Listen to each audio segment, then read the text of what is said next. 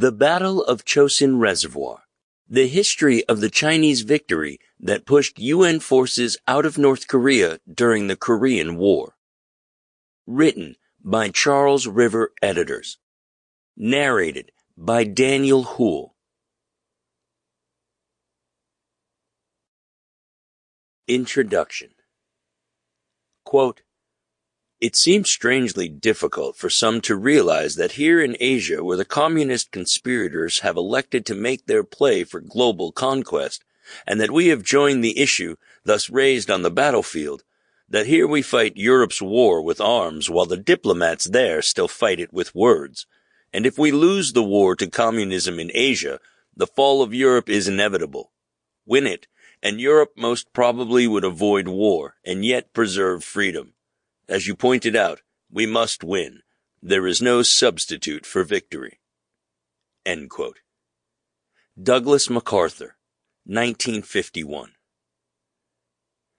The Korean War is often labeled the Forgotten War, and though it has received renewed attention in recent years, it still pales compared to others in recent history, like the Vietnam War, or even the more recent wars in Iraq and Afghanistan.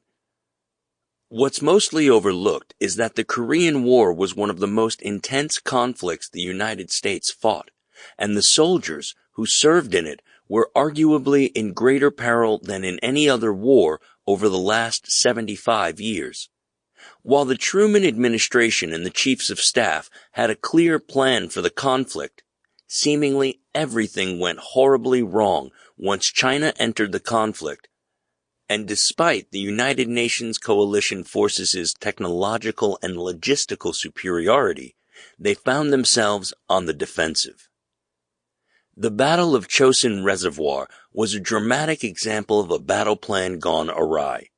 General Douglas MacArthur had conceived of a triumphant march to the Yalu River, ending the war and uniting Korea.